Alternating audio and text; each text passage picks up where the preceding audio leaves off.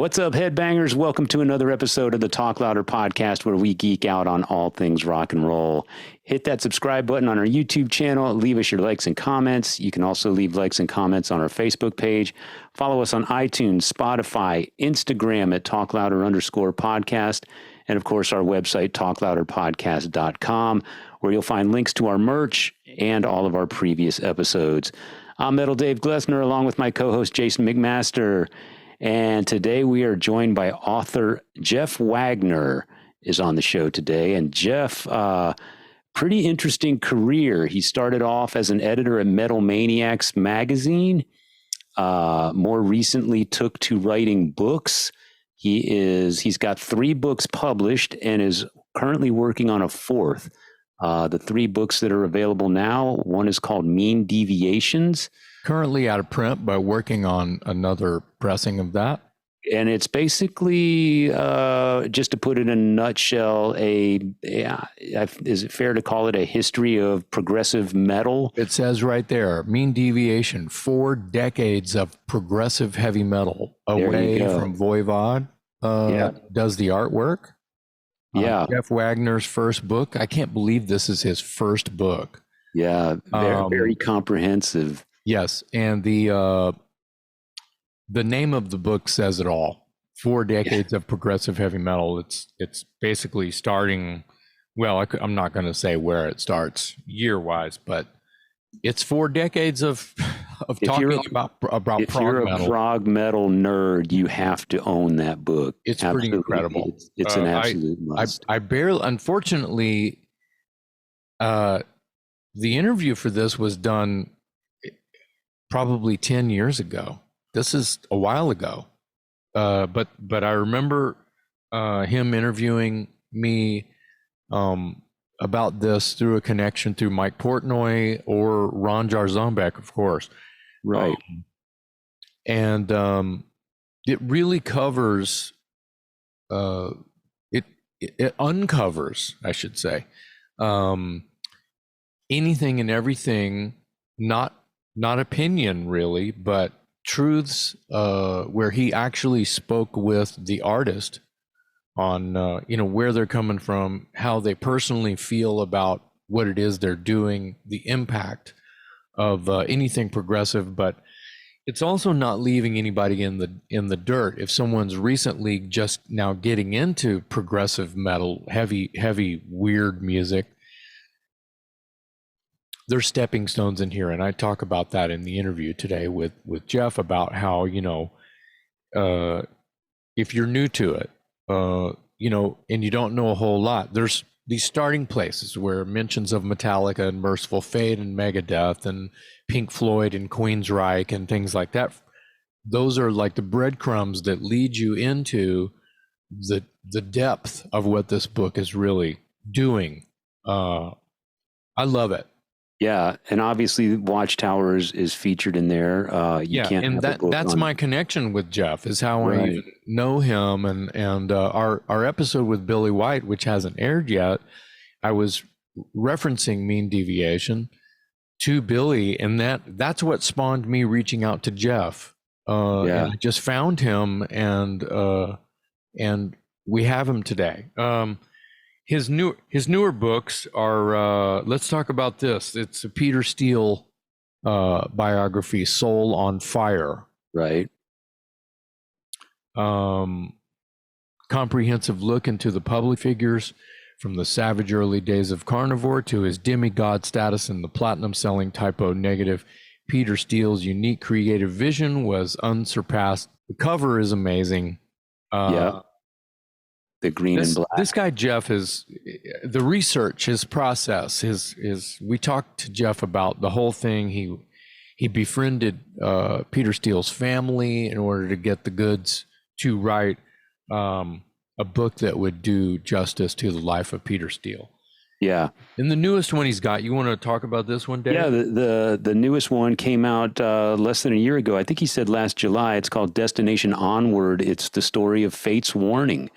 One thing you'll learn about Jeff is his musical tastes are very eclectic and in some cases niche. And I think that's what I love about his books is he's writing books about subjects that haven't been done to death. In some cases, maybe they haven't been done at all. So I know there's an audience out there for Fate's Warning. Jeff is a very well-researched writer and obviously a very talented writer. So if you're a Fate's Warning fan, you'll want to check that book out. There's not a lot of books out there on Fate's Warning, I wouldn't imagine. And there's Texas connection here with Ray, Bobby Jarzambek, Ray Alder, and Cyrus, and Ray's and Bobby's collective work out of San Antonio area in Texas in the metal scene, in the metal world. So Texas Headbangers, it's a good read. You might recognize some people you sat across from at breakfast. Yeah. In pictures in this book. Yeah. And we should, I guess we'll just go ahead and tease it because Jeff talks about it at length in the episode. He's currently working on a book on Voivod. So, man, that's something I'm really looking forward to. I know I'm a fan. I know you're a fan. And talk about a band that doesn't have a lot of books out. I don't know that I've ever seen a Voivod book. And we talk about Away's Martin Popoff book of Away's art. Worlds different. Away is what that's called. I love that title. Yeah. You can get that on Away's website, which I don't know. But slightly different. I think the point was made that the book that's out now on Voivod sort of features Away's artwork. It might be more of a picture book with some explanation about his artwork and that sort of thing. Whereas the thing that Jeff is working on is a comprehensive history of the band Voivod. Well, I like pictures. Yeah. You can read pictures, right? I don't read a whole lot, but what I'm reading is pretty awesome. And Jeff has been one of my favorite writers for a while. He's also one of us. Oh, absolutely. It's obvious that he's all about it. He also has a podcast called Radical Research, and it seems to me he talks about how he kind of got, early episodes of his podcast Radical Research were Norwegian bands primarily, and then kind of spawned into other things. It's basically esoteric, a lot of underground metal, progressive music. There you will. Yeah. There you go. Not necessarily just progressive metal, but progressive music. Probably a lot of it's super weird to fans of, AC/DC, but that's okay.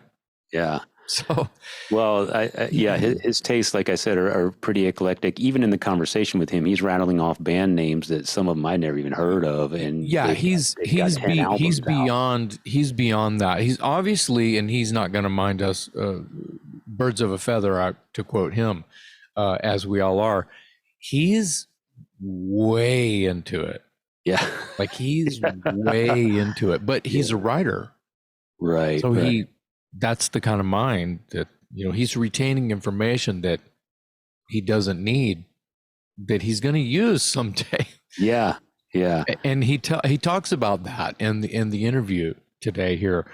His website is radicalresearch.org. If you want to write that down, people listening, people watching, if you want to just check out places you can buy his books, you can do it all there. The Fates book, you can go to, I think he said fateswarningbook.com. And that redirects to radicalresearch.org, where you can find anything you want to know about Jeff Wagner. It was really great to have him today. Ladies and gents, Jeff Wagner.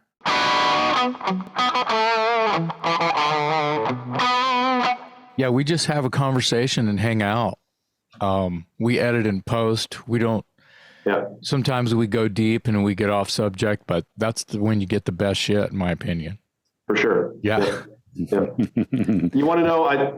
A interview tactic I learned when I was writing the Soul and Fire book, and that is that if you ask a question and somebody gives you an answer and it doesn't feel like enough, just don't say anything.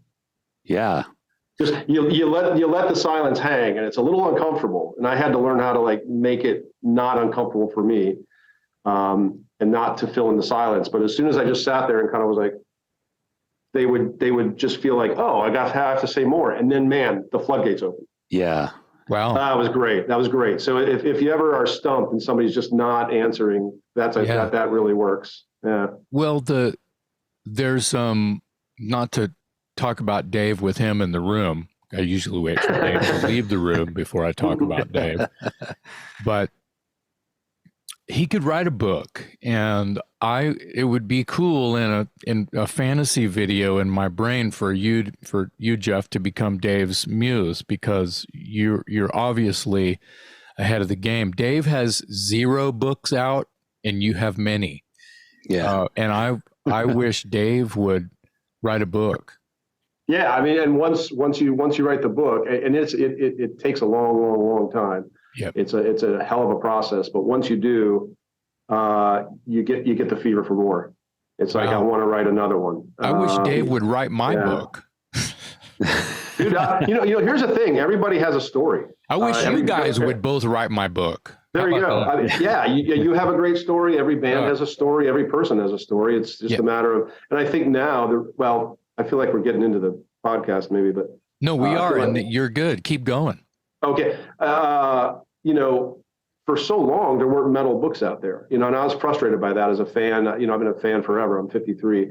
And I was like, by even the late 80s, I kind of wanted some metal books, and they just weren't there. And if they were these kind of slapped together, kind of Tiger Beat level, books on Judas Priest that weren't that great. And but now that the history has now decades and decades behind it itself, there's so much history now that it is time for books, and they've been coming out like crazy, and people are buying them. I remember hearing people say, "Oh, metalheads don't read. That'll never happen." Like bullshit, bullshit. Yeah. I learned how to read because you put out books. Hey man, doing a good service for the. I read as many music related books as I can get my hands on. So let me stop real quick and thank you for sending a couple books my way. Oh my God, yeah. The Peter Steele and the Fates Warning book. Right out of camera over here, right out of the shot, I've got a bookcase full of. I read every rock autobiography, biography, whatever that I can get my hands on. And I was kind of like you. I, as a kid growing up, I got my hands on every magazine that was out there. Hit Parader, Cream, Circus, then it was Rip, Metal Edge. Even before that, I mean, even as a kid, I was picking up 16 magazine because there was Kiss pictures in there, Same here. Yeah. But much like you, as far as any sort of book with any substance, a comprehensive look at a band or an artist or whatever, they were kind of few and far between, and especially in the niche that I was looking for. Like, you can find books all day long on the Doors and Led Zeppelin and the Who. Yeah. But where could I find an Iron Maiden book or a Guns N' Roses book or something like that? And now all that stuff is starting to come to fruition. And I think you're digging even deeper than that. Like, you're very specialized from what I've seen. And I want to talk about your books, but first let's go back. When did you realize you had a knack for writing? Well, I mean, in school, even going back to grade school, I was a pretty advanced reader in first, second, third grades, so I was a reader first. And I think that's where I learned probably more of my writing chops than actual schooling, and of course I was always interested in the Strunk and White books and the rules of language, and English class was always fascinating to me. But really my real love and interest in writing came from reading.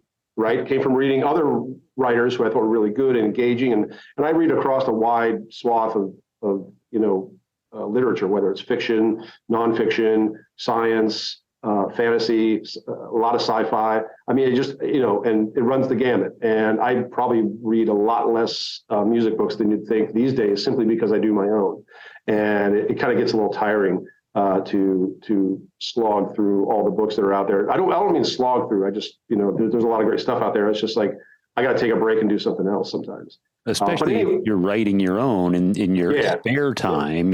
But it's like Jason being in a band. It's like when he comes home at the end of the night, he probably just wants some peace and quiet. Oh, sure. Yeah. But so it was through reading that I don't hate music yet. Yeah, no, I'm thankfully still in love with music the way I always have been. But yeah, so it was through reading. But you know, it's funny. Before I started contributing to fanzines in like the late 80s, I guess it was, I'd say around 86 or 87, I just would write reviews in my bedroom for myself. I wouldn't even share them with friends because I was a little too self-conscious, you know, but like Halloween would come out with the first Keeper of the Seven Keys. And I just was like, I felt like I wanted to say something about it, but I had no outlet. So I'm just sit down at a typeprinter, you know, back in the old typewriter days. And I type a review, and I had like a stack of reviews, and I just, you know, fanzines were around them, but I just I didn't feel like I had the resources to do my own fanzine. But it was just sort of the same idea, which was just, I just feel like writing. I feel like getting out my ideas about this and why this works or why this doesn't work or whatever. And then, you know, I started writing for fanzines, and then I feel like I just developed my writing style over the years, or a lot of trial and error and a lot of embarrassing early articles, but you know, it's part of the deal. So. I think we can all say that. I mean, I relate to everything you're saying so well, because it sounds like we've had similar paths in a lot of respects. Yeah. In your sort of like body of work, I can't say that I know what your first book was and what your newest book is, or what you're working on now, because I just don't. Yeah. You know, Mean Deviation was, I didn't know you. I didn't know your name, and then I guess it was Portnoy that hooked us up for, or it could have been Ron Jarzambek, but I think. Well, I talked to both of them for that book, so one of them led me to you. I know that. Yeah. Okay. Yeah. And that was my first book. Yeah, that was my first book. Okay, good. All right, then I'm not completely out of my mind. Okay. No, I'm not a Martin Popoff. I don't have 100 books to my name. I have 3 with a 4th one that should be coming out by the end of the year. But I've done a lot of writing elsewhere. I've done liner notes. I've contributed to other books. I was at Metal Maniacs for 5 years. So, you know, I just, all of that was great. But to me, I'm most comfortable writing books. I like the long form 2-year journey of it. Yeah. Wow. Well, this freaked me out when it came out. Yeah. I mean, that's how it was supposed to. It was supposed to freak you out. This made me feel like smart. I tricked you, didn't I? You quoted me a few times in here, and I sure did, and I sound like like I went to at least 10th grade, and what kind of where do you start? What is your process? How did you down to the cover art? I mean, did you probably didn't start with the idea to get a hold of a way from Voivod to do the cover, but no, but that was always in the back of my mind, because I have had, like, even before that, I had some contact with Voivod over the years as a journalist. So they knew who I was. It wasn't out of the question for me to approach a way. The way that book started was because Ian Christie, the owner of Bazillion Points, the author of Sound of the Beast, which was I'd say almost a pioneering genre book on heavy metal. Sure. He started Bazillion Points. That was one of the first books to come out on Bazillion Points. And years prior to that, you know, we had hung out when I was in New York at Metal Maniacs, and he was living in Williamsburg, Brooklyn. And we were just pals, and we'd go to shows or whatever and hang out and eat good food. And he would even back then, and I think certainly after I left Metal Maniacs in 2001 and moved to Virginia, moved to the country, he was on me about, hey, someday you should write the progressive metal book, because he knew that was kind of like an area of great interest of mine, whether it was, you know, the Fates Warnings and the Queensryches and the Dream Theaters, or whether it was super avant-garde stuff. Right. He knew I was all about all of that. So he was on me. And then as soon as he announced Bazillion Points, I think I got an email about it. He didn't tell me about it. I didn't know anything about it. I emailed him and I said, hey, if you're looking for a book on progressive metal, I know a writer, kind of joking with him because he had been on me about it for years. So it was easy. It was really easy to do. Or it was easy to make the decision to do. Yeah. Tackling the whole notion of what even progressive is as applied to metal is tough. I don't have sort of the definition of it that a lot of people do, which is that it's all about, it's all about technique, and that's it. It's not all about. Pretty good. We need to record that and make a song out of it. Yeah, maybe make your theme song. New riff. But yeah, I had a lot of different ideas on what progressive was and what it wasn't. It's not a bunch of bands that sound like Dream Theater. I think Dream Theater are progressive. I don't think a lot of bands that sound like Dream Theater are progressive. That's an antithetical to what progressive really means. So anyway, it was a hell of a subject to tackle as my first book, because it's very broad. It's open to such interpretation. But I just, Ian encouraged me to just go just do what you want. You write the first book on progressive metal. Somebody else will come in with the second one, and they'll have their say. Well, so it gave me the confidence to just do it the way I wanted to do it. I want to jump in and say that, you're making it an easy enough sort of like plunge for someone who is maybe just today getting into prog rock or over the top, insane soundscape, metal, core, techno, right. Whatever you want to call it. But you're making it very, very simple, even on the cover. 4 decades of progressive heavy metal. You can't spell it out any, as soon as you start using some of the terminology that the bands might call their own style. Yeah. Like I think I'm quoted in here calling us techno thrash, or something like that, math metal or something like that. But what I was going to say is you're giving everyone, mom and dad as well, like stepping stones. You talk about Metallica, and you talk about, Deep Purple, and you talk Pink Floyd, and you talk about Led Zeppelin and Black Sabbath, but you're in between those things are the wiring that's leading up to Sieges Even and stuff like that. Absolutely. Yeah, absolutely. I mean, I don't think progressive metal starts with Queensryche. I think it goes back further. I mean, I think in the book I state, or I make the kind of crass opinion that Sabbath Bloody Sabbath was the first progressive metal album. Ooh, yeah. I do consider Black Sabbath a metal band. I know that Tony Iommi doesn't, but that's okay. I do. I think a lot of us do. And I think that was their first album where they just took this gigantic leap off into the deep end. Well, and sorry to interrupt, but that first record is a fucking jazz record. I mean, they're swinging and all kinds of I mean, Black Sabbath, the only like song that goes like caveman Frankenstein is the song Black Sabbath. Sure. Otherwise, they're drawing from, as you say, bebop, jazz, blues, obviously hard blues, but just that darkness and that really like trudging reality of it all, and oh my God, darkness and depression, like that was pretty new. That was innovative. Oh yeah. And that they had enough that separated them from the Uriah Heeps and Deep Purples. God bless those bands, love them. But Sabbath were the first metal band, and I feel like they kind of did the first progressive metal album, just in terms of like taking that dark, doomy thing and doing a song like Spiral Architect. Well, there's two words related to Sabbath Bloody Sabbath. Rick Wakeman. Yes, yeah, he was on Sabracadabra.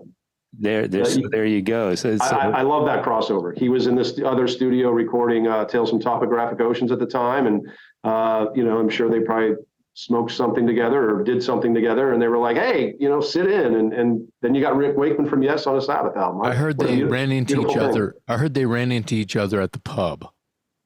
It's quite likely. Yeah. I believe that's how Ian Gillan joined Sabbath, was over a very drunken night at the pub. Yeah.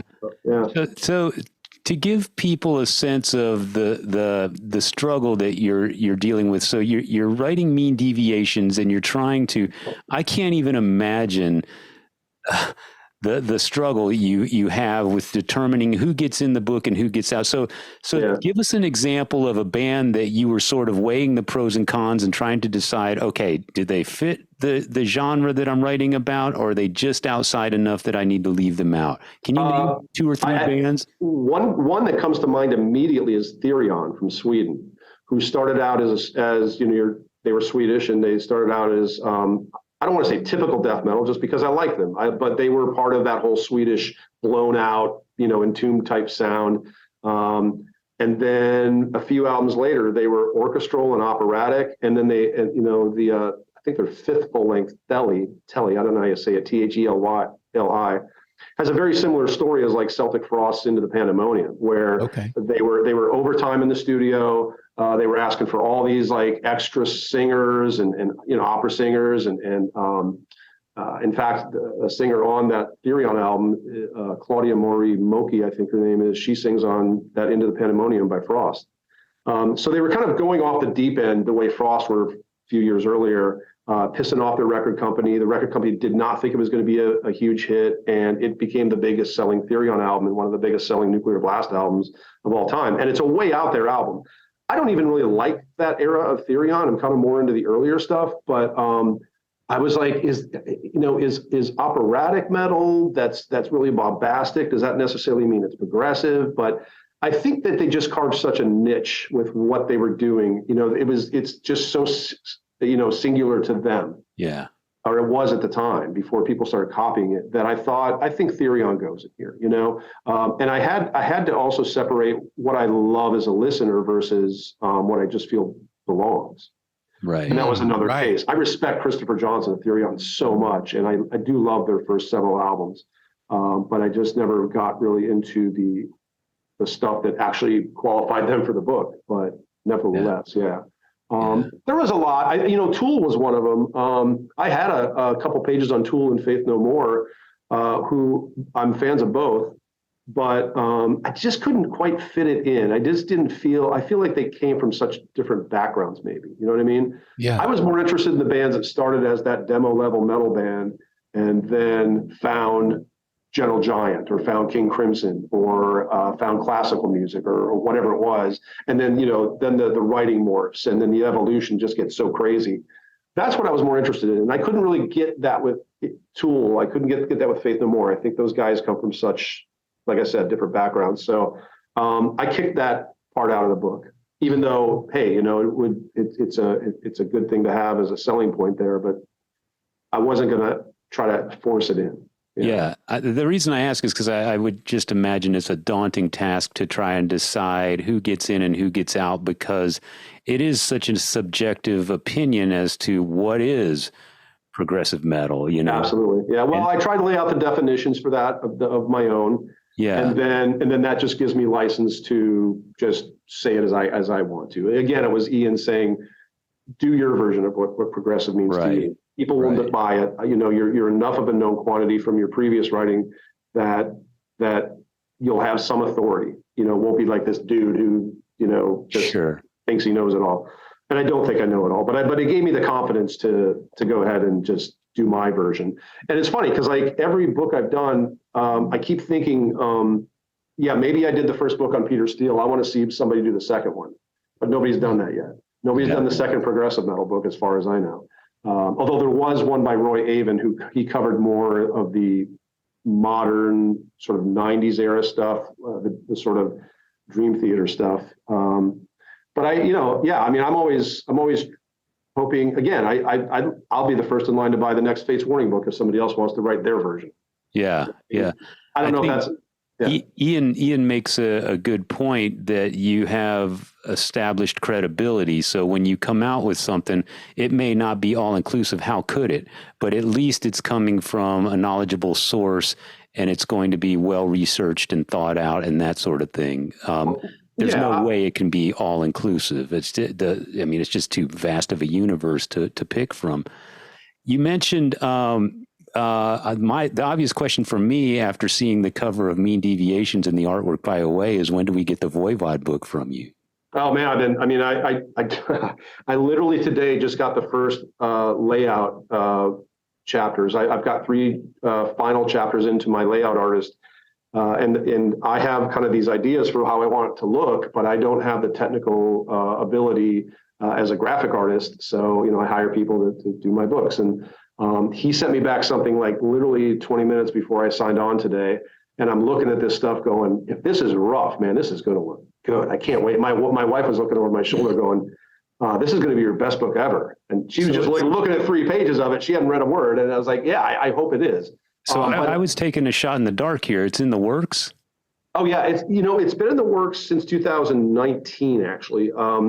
That was the year that I quit Inside Out Music, the progressive label, and went on my own. And I thought I could work on 2 books at the same time. No problem. Because I had the Fates Warning book just starting then too. Yeah. Well, that didn't work out. I don't know if Jason's ever tried to work on 2 albums at once, but it doesn't. It felt like that. It felt like, what was I thinking? There's no way. I mean, I need focus for one thing. It's a huge project. I have, it's kind of split brain, but I have worked on 3, maybe 4 different kinds of songs in 1 week.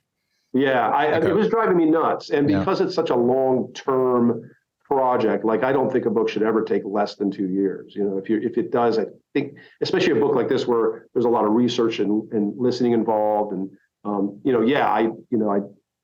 the listening has been my research, so maybe I don't have to bone up on stuff so much. But I got into that process, and by early 2020, I was like, I can't do both. And the Fates Warning book kind of took a head of steam. It started rolling, and I started getting really into it. And my passion for that band just sort of eclipsed the Voivod book at the time. I would say I love these bands equally. They're very different, but they're 2 of my very favorites. But so I just told the Voivod guys, look, and the manager, like, it's going to be a while. I got to finish this Fates book, and they were totally cool. So now I've amassed a lot of stuff. I've done tons of interviews with all living members of Voivod except for Blackie. I've talked to people like Mike from Opeth and Grutla from Enslaved and Luke from Gorguts, and trying to get Jello Biafra, but we'll see. He's a fan. But I'm just talking to everybody, and management, past managers, stuff like this, different producers. Mark Berry, who did Outer Limits. If you look up his resume, it's pretty impressive.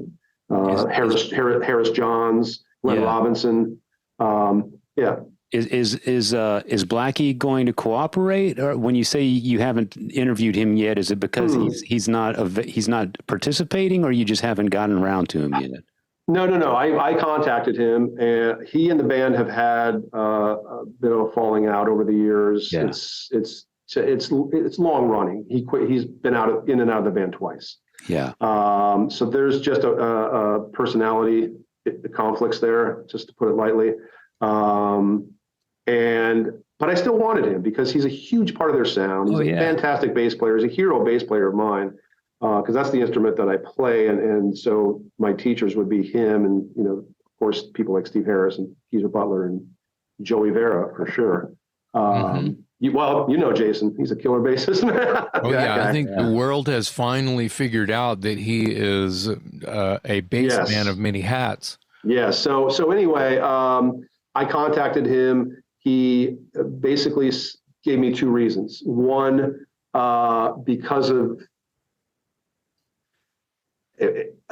he basically, I knew he would say no, but I had to contact. I had to make the attempt so that I could tell fans and readers, like, well, I tried, and here's the email. Oops, sorry about that. Here's the email he sent me, or here's what he said. But basically, 2 things. One was that he didn't think somebody who wasn't there could write an authoritative book. And I called bullshit on it in an email response that he just didn't get back to me on. Because I said, look, I just read a 600-page Thomas Edison biography, and that guy nailed it. And that guy didn't even come close to living in the era that Thomas Edison did. I said, as long as you do your research, as long as you know the subject, and as long as you spend the time, you can write a great biography. Same thing with Abraham Lincoln biographers. You don't have to have been there. I thought it was rather an absurd statement. And if he hears me say that now, or another time, that's fantastic. I completely disagree. I've been following that band since I was 15. 1984 was their first album. I was right there, and I have been on board the whole time. That band is in my DNA, so I know something. There are some things about Voivod I know better than the band, and that's fine because when you're in a band, you're focusing on present and future. But I've kind of just been a student of that band.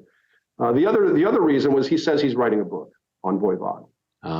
Well, when I wrote the Peter Steele book, which was quite a controversial process, a couple of the band members refused to talk to me for a couple different reasons. And again, one of those was because they're writing their book.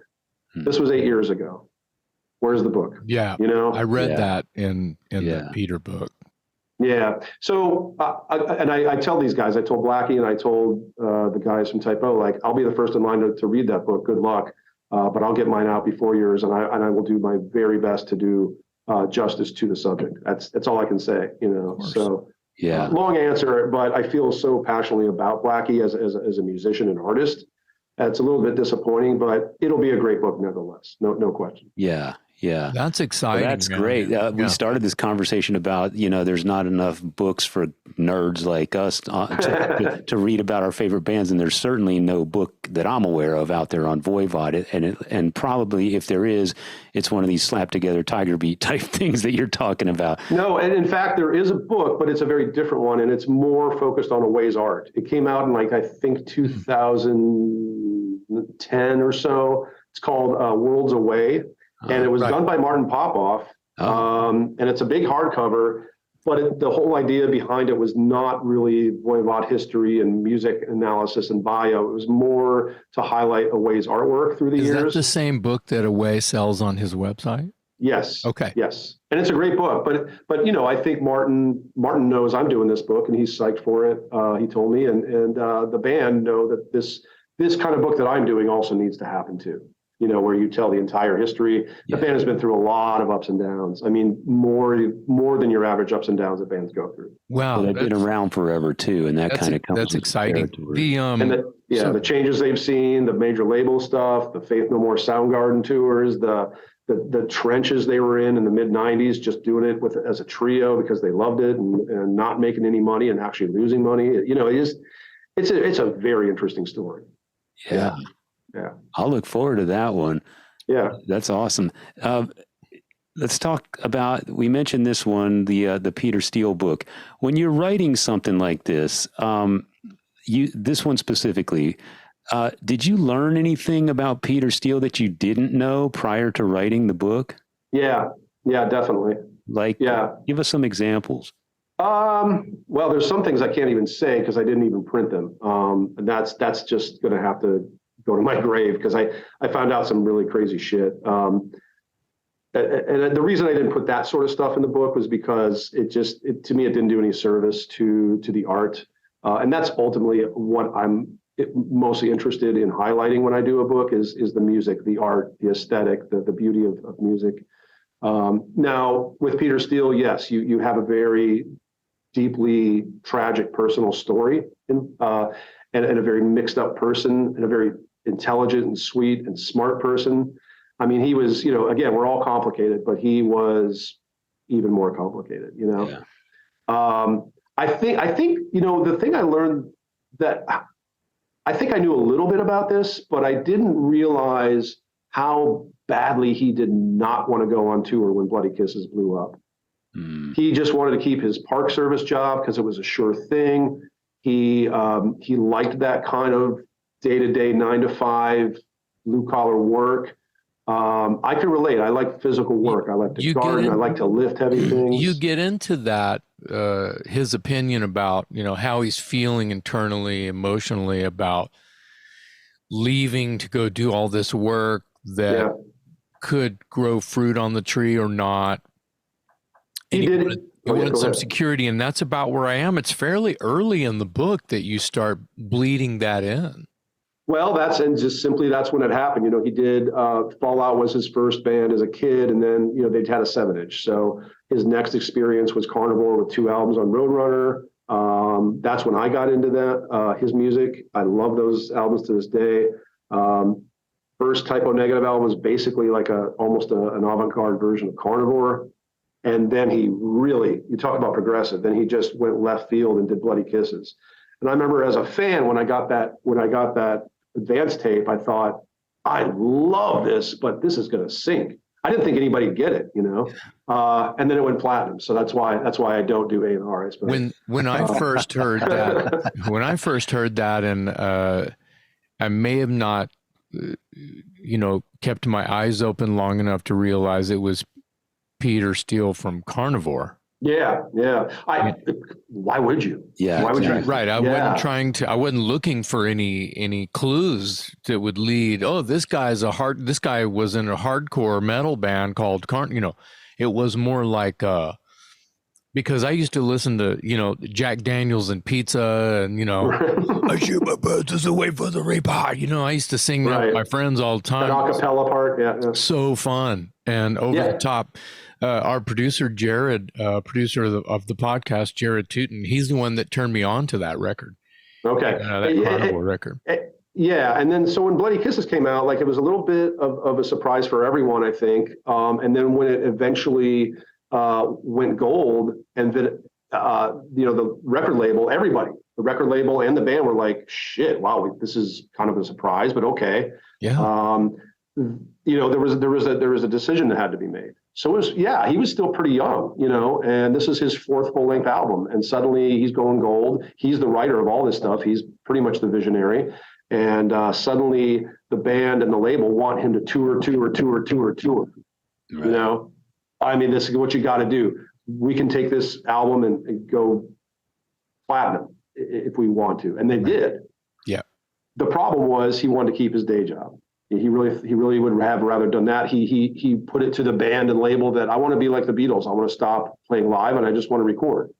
Yeah. I this is why I do this, is to write songs and record. I'm not into, because he was it's hard to believe, and he's so complicated that to call him an introvert is a little simplistic, but he didn't love all that attention. He didn't like the fact that his 6'7" frame and just godlike looks and all that brought attention when he walked into the room. He didn't really care for that. I think he dealt with it well. He dealt with it through humor.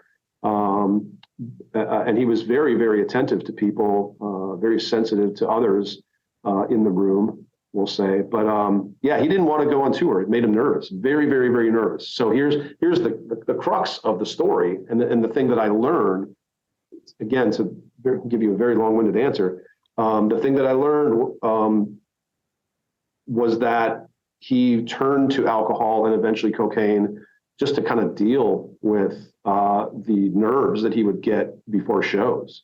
He's vomiting, he's shitting before shows. He's just like, he's freaking out with nervousness. And, rather than do that crap, he thought, well, this wine kind of works. I'll go with that. Yeah. And then eventually he got into some coke because, you're around that, or you have access to it. And before that, he was never really like a drug guy. In fact, he looked down on people around him that were like, just potheads. And, he had a very different view of drugs before the Bloody Kisses era. I think he always liked prescription drugs, but that's a whole other thing. He had to be medicated for legitimate mental reasons. And then I think those kinds of things came into the story as well. Anyway, I didn't realize sort of the nerves that he had and the lack of desire to actually be the rock god he became. So maybe I'm not far enough. I'm obviously not far enough into the book, but so no penalty, Dave. It's okay. Thank you. Having said all that, there's people that would wonder, well, then how do you reconcile the whole the Playgirl thing? Because that's obviously. Totally. You just described a man who's very sensitive and doesn't like the spotlight and all this, and then. I mean, posing for Playgirl is about as far to the other extreme as you can get. So, how do you reconcile those two public personas? One is actually a lack of public persona if he had it his way, and then the other one is just scream and look at me, literally. Yeah. Well, I mean, no doubt the guy was very, very, very driven by his sexual desires, and he was, he had a hell of a libido. He had girls in every state that they played in. So this was a drive of his. This was, a great interest of his, Can't fault him for that. But I think he also was always the provocateur. He was always wanting to just jab society, jab people, jab things, jab ideas, jab politics, and make a mockery of everything. Yeah. It was hard to tell where he stood on some issues because you were like, is he serious? Is he being sarcastic? He was the ultimate kind of devil's advocate type person. And I think the Playgirl thing he took as a lark, like that's hilarious.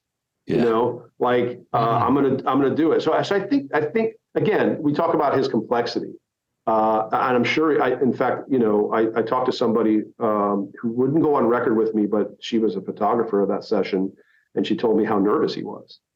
You know, but it was, I don't know. I think it was just another challenge for him. It was money. You know, he got some money for it. Sure. Yeah. But it is, you raise a good point. It's sort of antithetical to his desire to just be left alone and just not really liking the spotlight. But at the same time, I think he's that complex that it is. It's one of those left turns he took. You're like, oh, really? It's probably something. Well, I mean, I don't know. I'm sort of making this up as I go along, but based off of what you're saying and where I am in the book, it sounds like his sisters, his mom, women are a connection. Oh yeah, and might even be muse for him, which could lead to, you know, everything that you're saying about, you know, women and his libido, on top of the fact that what he's writing about, at least half the time, it seems to me, in typo music, is it's sexual, and the grooves are kind of sort of best way. They're taunting and they're sexy. There's things going on in the music that are attractive to a certain degree of sexuality. Oh yeah, sure. Well, and he ran the gamut of that because like Slow Deep and Hard is basically a hate fuck set to music. You know, that's right. It's not pretty. It's not about love. It's about love gone very, very wrong. And some of it's revenge fantasy, and then some of it is based on a real incident. Which, you know, if you've gotten that part, I'm not saying it's not violent. Even the sexiest, grooviest little ditty that he's going to write, that, you know, that has a really slow, sexy groove, if I may use those words. Yeah. It's scary. Well, I mean, look at, he's still putting that on top. You know, he's yeah. Like October Rust is a very passionate album, and I think it's a very sedate album. It's probably one of his most, or I should say, least violent records. And there's a lot of romance to it, a lot of passion. But you have Die With Me. You know, it's still on this sort of morbid side somehow. Right, Romeo and Juliet. That's just always going to be in him. Wolf Moon is on there. That's about loving a woman during that time of the month, the lunar cycle. It mixes blood. There's so many references to blood and love in his music. The vampire sprinkles over his whole thing. And did you know him to be? Because if it's in the book, I don't really know. I mean, I know he was an artist on many levels, and the influence that his sister's record collection had on him, like the whole time of his birth of a songwriter. The birth of a songwriter has to be with the cage that you're locked in whenever you decide to subject yourself to something, or you're an older sibling goes, I want you to listen to this, you know, like, okay, I'm going to listen. It's worked for me in the past, so I'm going to listen. Yeah. I feel like, you know, him like finding horror films or romantic story forms, reading. He read all the time. He did read a lot. He read, and I think he read across a wide spectrum. But, his sisters told me that he loved textbooks. Oh, okay. He'd read like plumbing manuals and he'd read like math textbooks. And not a bad idea. They gave me a copy that he owned of a welding book when I interviewed them in person up in New Jersey. So I own this like book on welding that he liked to have around. Like, I don't even know if he ever welded in his life, but he'd like to know about it. He was into process and he was into instruction. And one of the things that I regret not highlighting more in the book, and I don't, this will be a spoiler for you guys because I don't think either one of you have gotten to the end yet, but he became born again Christian, which was crazy for a guy that wrote God is Dead with Carnivore and was atheist and devout atheist for a long time. But he found his Catholic roots near the end of his life.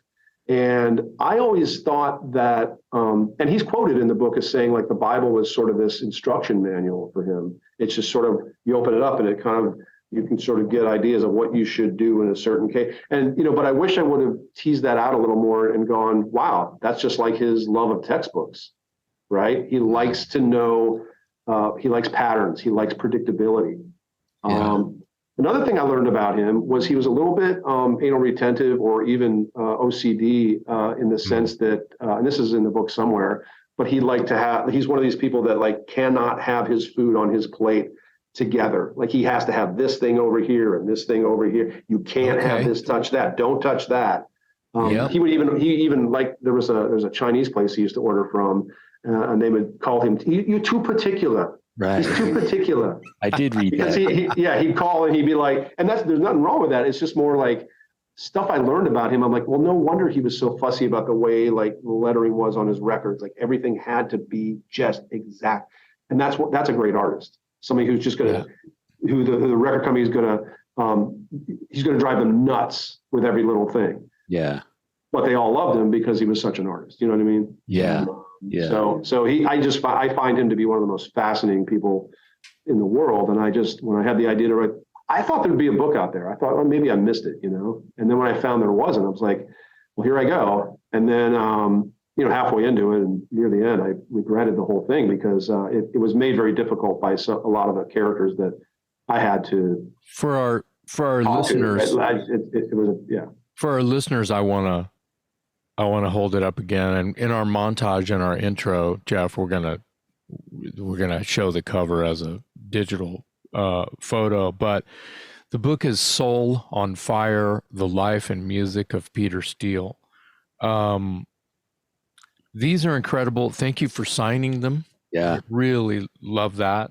And you didn't. I don't think you asked me to, and I'm never sure. If somebody doesn't ask me, I'm like, I don't know if I should desecrate their book with my sloppy handwriting. Dude, that's how I feel about, wow, you just paid $100 for this album and you want me to scratch it with, with a marker on it. It's like energetic disassembly that's worth like totally $150 a minute. Like, There it is. Right. Yeah, Dave's got it up right there. I see it right there. Yeah.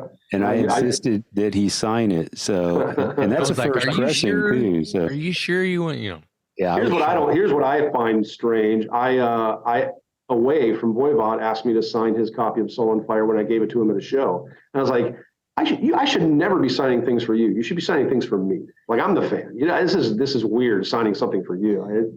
Well, see, I love that. That means that he respects your art as much as you respect his. Hey man, I'll take it. That's a high compliment. Yeah. Jason doesn't know this, but we were at Rockin' Pod in Nashville, Tennessee a couple weeks ago, and it's a podcast convention, and there's musicians and fans and that sort of thing. Well, this guy who is a fan of the show, the podcast, came up to our booth, and he had a CD copy of Broken Teeth's Guilty Pleasure album, and he had already had Jason sign it, but he came up to me and he said, "Hey, I see you're credited on the back for singing backup vocals. Would you sign this?" Awesome. You talk about feeling like I don't have any right to be touching this thing, man. I'm a guy that sang a couple backup vocals on this record. You just sounded like really tiny, so that at least you got his request in, but Yeah. I signed it, but I was, that's great. Man, you talk about you feeling odd when with Away. How odd is that for me? Well, that kind of, yeah, you're right. I didn't know that, but here's the deal: is like that's why that person, that dude, is the reason we have a podcast. Yeah. For the nerds who read the fine print, who Exactly. realize that, oh, that dude's on here. Oh yeah, that kind of stuff. I was impressed that he took the time to read the fine print and find my name, and then know that I'm that guy. And it's a beautiful thing. Yeah, it was awesome. I wanted to ask you one more thing about the Peter Steele book, and then I'll move on unless Jason has something else. In your own words, when we started this conversation, you said that some people deem the book to be controversial in some ways. In what ways are you hearing that the book is controversial? Well, I guess, I mean, just the content and some of the things that Peter was accused of, or sort of the way I don't know. I think people felt that he was either a Nazi or a racist, and he's none of that. I think the book proves it and explains it. So there was there's that part of the controversy, but that was just part of, I have to tell the story and sort of let people understand why people hated him in Europe when he toured over there in Germany or whatever. You know what I mean? The other part of the controversy is something that I've tried to get away from and should probably I shouldn't even mention it, but just dealing with some of the people involved in the band. And I had a little bit of a schism with the family at some certain point when it came to writing about his final days, because I wanted to interview people that were there and could at least give me their viewpoint. And there are factions in the Peter Steele world, in the Peter Steele family, and in the band that hold on to certain beliefs that they believe to be true of certain events near the end of his life. And I at some point, I felt like I was balancing these sort of disparate people, these kind of warring factions or warring opinions. And I just kind of stepped into a quagmire. And I went ahead and did what I felt like I had to do. So the support of the family was huge throughout the whole making of the book. And near the end, when I wanted to talk to one certain person named Pam, she's in chapter 13, they pulled out all support and started to lambast me publicly on their site. And I didn't take kindly to that, because I was basically just had turned into an investigative reporter, which was also not anything I wanted to do, but I had to find out some facts and pull some hospital records and some ambulance records and find out truths. And I just went ahead and did it. I did finally hear from them, and they thanked me. They told me that right before the book was published that they thought Peter would have liked it and thought I did, had done a good job. Wow. So that was a huge relief after having a lot of schism with them. But, the band never really came around and talked to me, because they, at the time, I don't know how it is now. This is like now, 7 or 8 years ago. They had some beliefs about certain things where if you talk to the family, we're not going to talk to you. If you talk to us, the family probably wouldn't have talked to me. It seemed at the time that I started the writing that I had to pick sides. And that was a really uncomfortable position to be in, and one that I was like, I didn't know I was stepping into that when I made the decision and announcement that I was going to do this book, but I had to see it through. Yeah. And I just did the best I could. The reason I went with the family was because they had things like pictures and memories that allowed me to tell his story, because this is not a typo negative book. It's a Peter Steele book. People have to remember that. I think the Fallout chapter is in some way just as important as the typo negative chapters. Certainly the carnivore chapters are as important as the typo chapters. It's about Peter. So I felt that they could help me give a rounder picture of him as a person. And I could get quotes from the band through other sources, because I learned from Mean Deviation or any other writing I've done that as long as you cite a source, you can borrow things. Right. You can't take an entire article and cite it, but you can take a piece and you can cite that. And your citation is your legal grounds to include that in your reporting, in your writing. Right. And I thought, well, those guys are all on record with stuff that I'll need to know. Right. I mean, yeah, they could have given me some inside stuff, but I had to balance that. So that's kind of what led me to make the decision I had to make. I would have loved to have everybody on board and have it be a big, happy, lollipop ship. But, Man, yeah, but as if this wasn't daunting enough, Yeah, no, I know. It was the hardest book I've ever had to write. I mean, when you Fates Warning was a tough write. It's all a tough write because books are hard to write. But God damn, it was not the headache that the Soul on Fire book was. I'm still proud of it. I still stand behind it 100%. I've had some fans who sided with the band say, "Oh, it's lies, lies, lies." And every time that has ever come up, or every time I see that, and I see it less and less, thankfully. But every time I would see that, I would challenge those people to go, "If it's lies, give me your proof. Give me the other part of the story. I'll triangulate it. I'll do everything I have to do to make sure that this new piece of information is legit, and I will put it in a future edition because this has been through 3 editions now. Really? Actually, a fourth. If you count this very limited red cover I did, the carnival cover. But not one of those people, whether it was the band or a fan, have come forth and answered me on that. Wow. So, yeah. I mean, dude, you just made my head explode because I'm thinking to myself, it's tough enough to write a book, and then you decide to do it, and then you realize when you get into it, there's 2 warring camps, and you need information from both of them, ideally. And then because they're fighting, now you have to be this moderator and not just the author of this book, but you have to decide, which side do I rely on more heavily? How do I balance it? I mean, if all you did was sit down on day one and say, I'm going to write this book, that to me would be heavy enough. But then you get into this he said, she said, and who do I trust? And then, like you said earlier, you become an investigative reporter instead of maybe a storyteller. And I don't know how you even see it through to the end when you've got all these warring factions nipping at your heels. Well, it's because ultimately, when I write books, I want to see that book on the shelf because that doesn't exist in the world yet. And as a fan, I want to read that book. So I just make it. You know what I mean? Yeah. The other thing, the one thing I want to say is Josh Silver, the keyboardist and longtime friend of Peter Steele's, never got involved in any of this. I want to go on record and say he was kind to me. He talked to my wife and I. My wife was helping with a lot of the research and stuff on this book. He was very kind, never took sides. He had his own reasons for not talking to me. He doesn't think rock books of any sort are of any value. He's like, it's about the art, it's about the music. And I said, yeah, I agree. I agree with that. I just like to sort of read the history. You know, I mean, I got to take a break. My ears have to take a break, but I still want to know about stuff.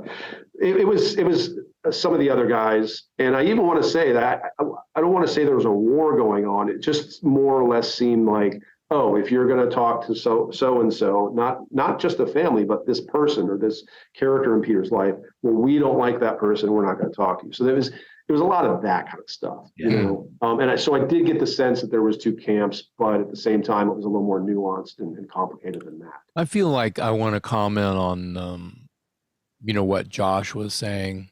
That's fair for him to feel strongly about that. Absolutely. But at the same time, the nerds like us that want to read the history and read the fine print and know what color socks Peter might have been wearing when he was recording the vocal for Christian Woman or whatever. I'm trying to, you know what I mean? Just find the true emotional value of someone curling up with a good book, Sure. Just, I get it.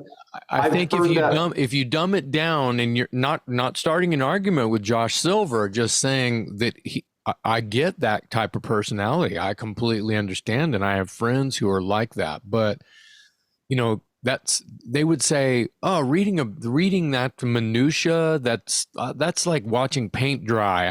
I get that, but or it's taking away from the art somehow. Right. And I believe Josh is into Beatles and Deep Purple and who else is he into? Well, we'll say just Beatles and Deep Purple. I know he's a fan of those bands. The Doors. I guess he's never read anything on those bands. I guess he's never read bios, interviews by what he told me. Wow. And if that's true, I respect that highly. I don't, I can't relate as a fan, right. But it's for my experience or needs. But yeah, I get it. It is all about the music.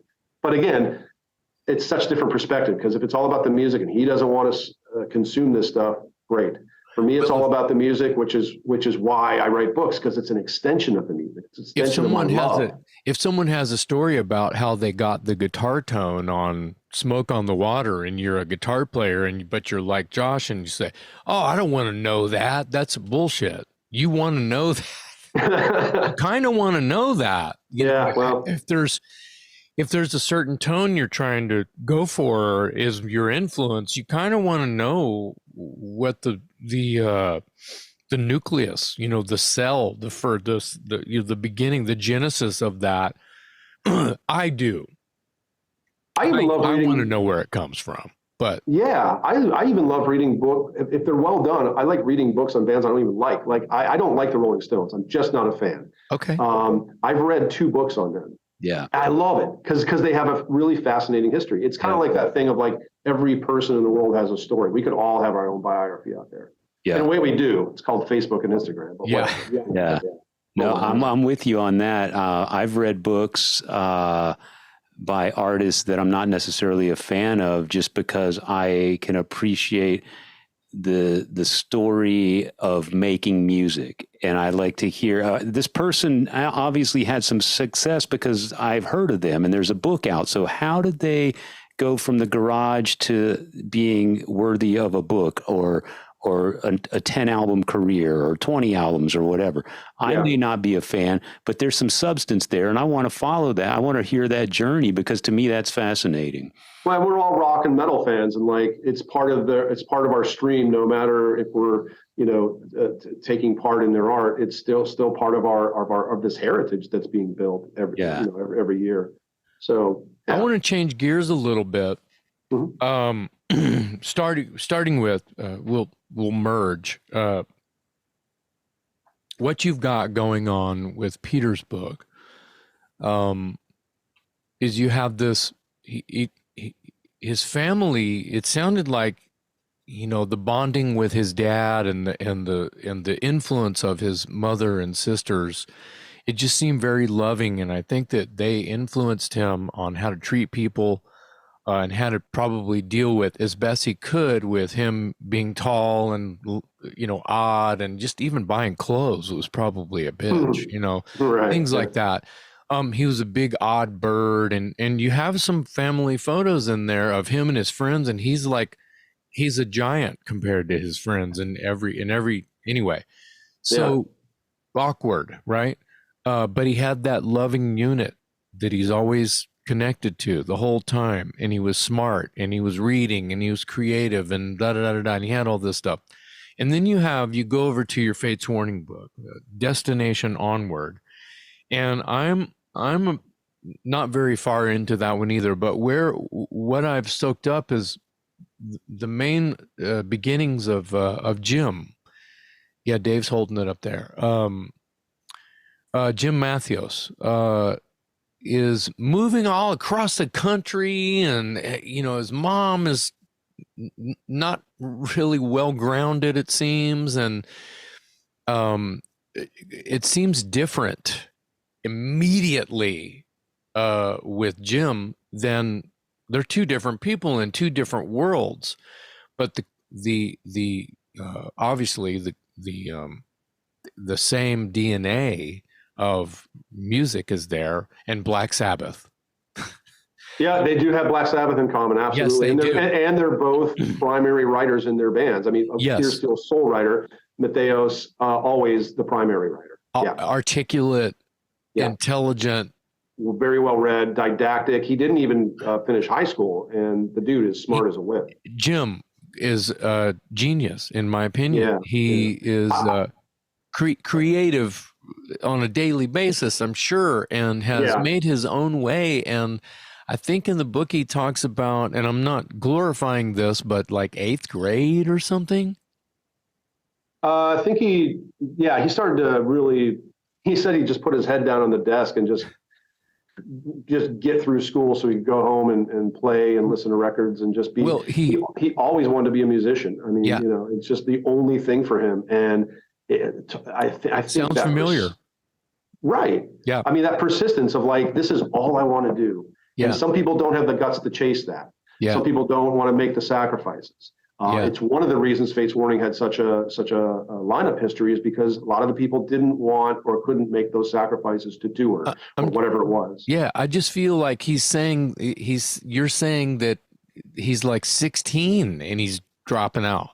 Yeah. He's like, this is wasting my time. I could be playing my guitar right now. Absolutely. I could be writing my first song that I give a shit enough about to show my band because I want to play it this weekend. Yeah. Whatever and it's this, but it seems to be he's a little bit, like he's moving here and his mom is, not helping much. I don't want to talk shit about anybody. What's interesting about that, I'm glad, I kind of made a point to introduce that in the beginning, just when I'm introducing the original guys. Yeah. Well, you're not bagging on his mom, and neither am I. I'm just saying. Well, no, not at all. Yeah. Not at all. What happens with Jim later in the book is when I talk about the Theories of Flight album, which I think is probably unanimously the favorite Fates Warning album of the more modern era, or the later records. Mm-hmm. When I talk about the Theories of Flight album, Jim gave me a wealth of information that I didn't know about, and that album is not a concept record, but a lot of it, including the artwork, is about his moving and how. And so he finally addressed that in his music way later, in their what was 13th, 14th album, something like that. Wow. It took him that long to just address all the moving and what the effect it had on him and his life. Mm. So that was something I didn't know going into that book. The other thing I want to say about Jim, you didn't ask, but I think it's an important point, is all through the years as a Fates fan and talking to other Fates fans, if you went to see them and you tried to meet Jim, and everybody wanted to say hi to Jim because he's kind of the guy, people would always or often be a little bit put off by him. Like he was either rude, they felt like he was rude or just not interested or just kind of distant. And he,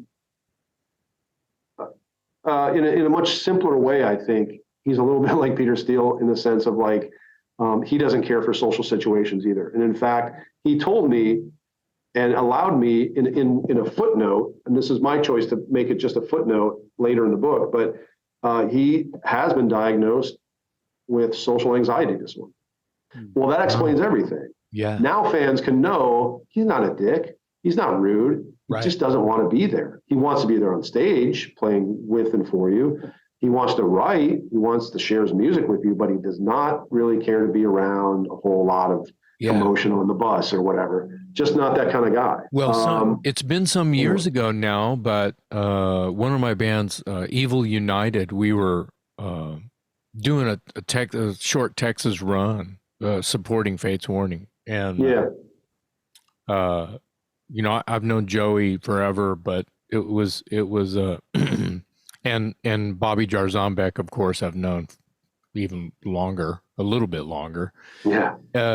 The thing is I met the Fates. I met Fates when John was singing and Awaken the Guardian, or so they came through Texas.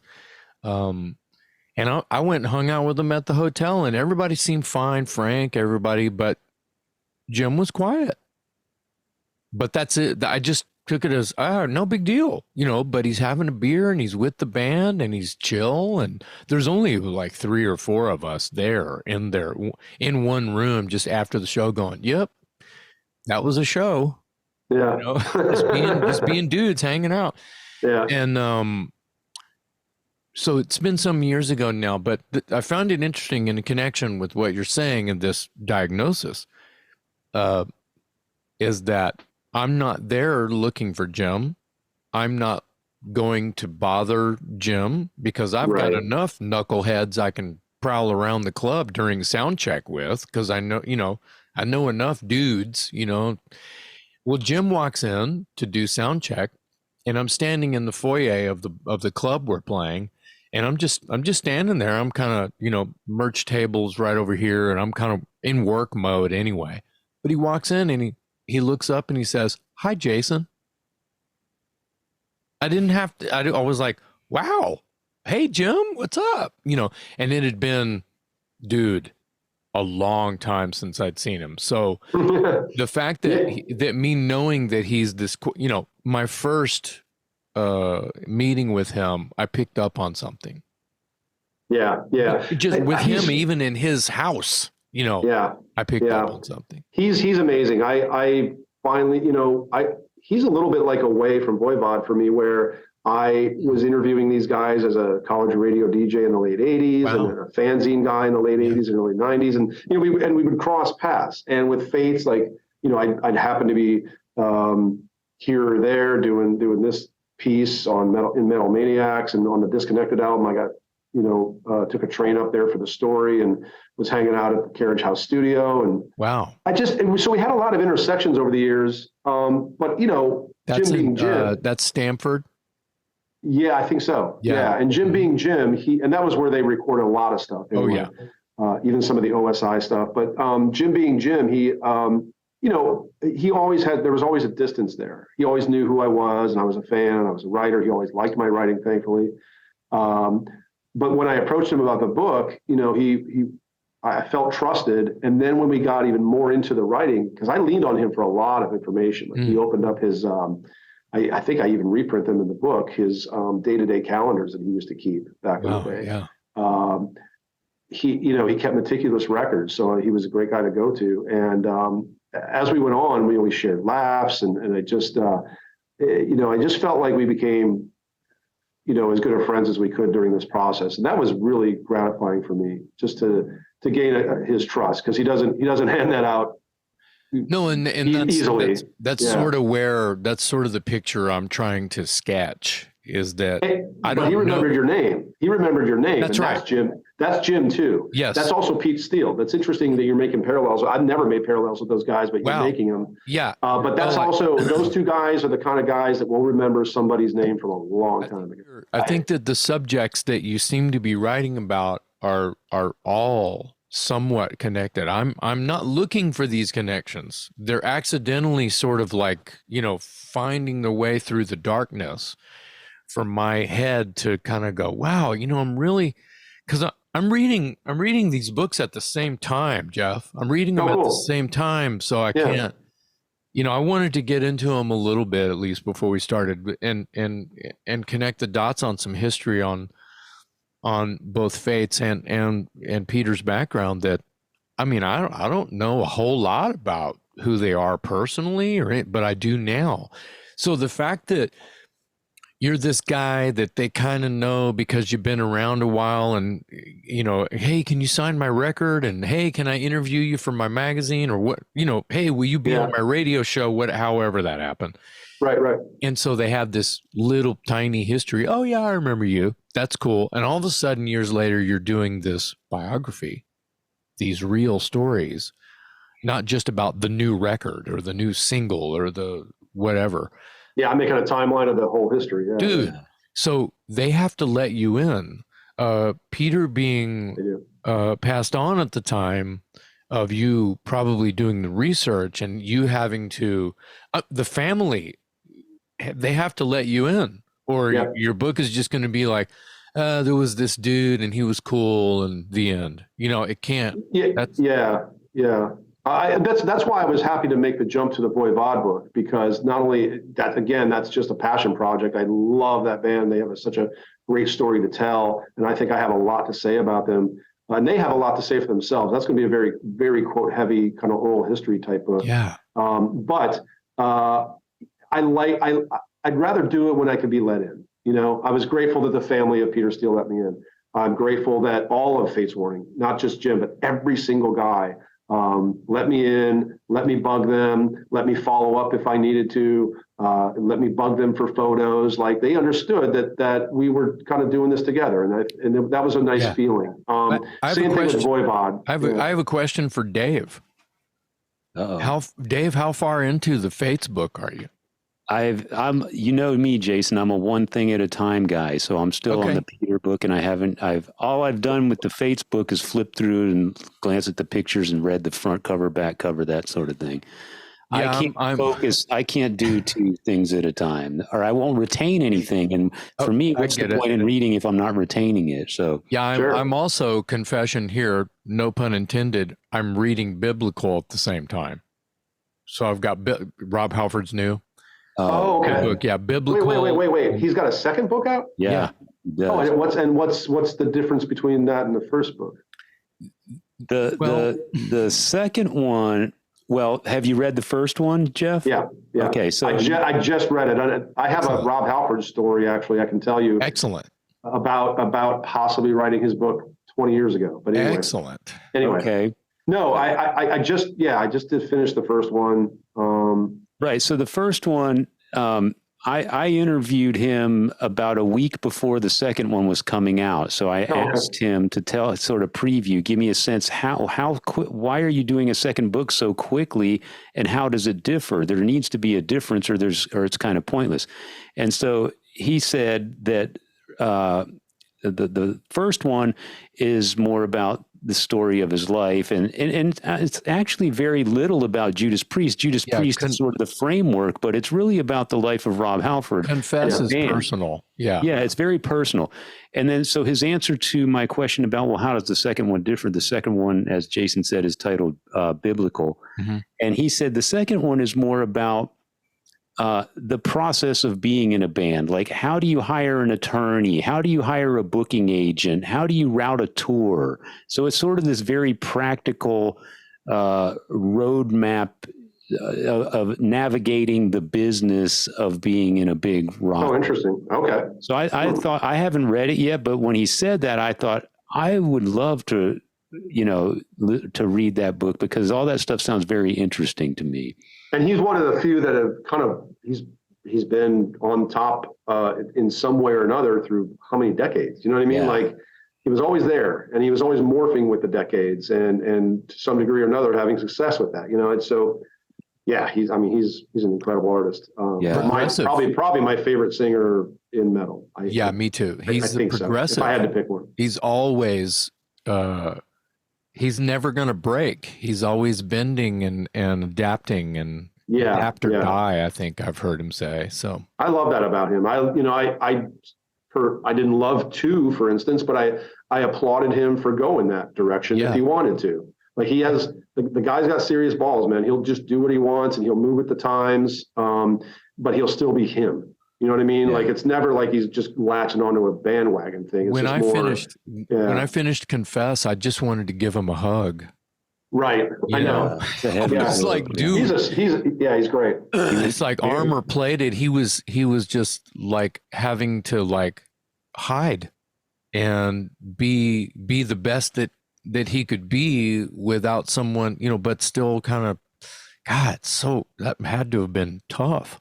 Yeah, it's a very vulnerable book, and that's why I appreciated it, because, we all know Rob Halford is the metal god, and he's on stage, and he's, the minions are bowing down to him, but a very, I don't know, as Jason said, concealed life, I guess, on many fronts. And I thought he did a great job of sort of conveying that. And as Jason says, you sort of feel that isolation because of the way the book is written. It's not, he doesn't just say it, but you feel it, and you put yourself in his shoes and go, God, that must have been a bitch, Yeah. So it's a really good book. Anyone listening, not to get away from Jeff's books, but I'll talk about Rob Halford as much as you want. Us too. I think about, there's probably 20 of our episodes where we've mentioned Rob or his books. So yeah. Yeah, common thread. I want to get back on track with the Fates Warning book. So if I'm not mistaken, this book is less than a year old? Yeah, it came out in July. Okay, so what I know it's early yet, but what's the reception been so far? And the reason I ask is because I feel like that this book, the band Fates Warning, again, is a very niche type band, but has such a vast, loyal following that and they seem to me to be sort of an intellectual type audience. So I would think that you are filling a void. You're providing a service that these people would just gobble up. So has it been received as such? Oh, it's been amazing. I mean, the pre-orders were incredible. I think that was testament to the passion of that fan base, how dedicated they are. And I think it's also, I've had a lot of people say, God, I never thought I'd see a book on Fates Warning. I was like, well, I was crazy enough to do it, to put the time and money into it. But the reception's been amazing. When I finished the book and I kind of did my final read, and that's always tough. And I think, as you know, whether you're with your writing or with Jason's music, if you're too close to something, sometimes you just, when you're done with it, you don't even know if it's any good, but I took my final read after taking a little time away from it, and right before it went to the printer, just to make sure everything was buttoned up and make sure my copy editor caught everything. And I had a couple other sets of eyes on it, and just everything looked good. And I finished it, and I was like, that's the best thing I've ever written.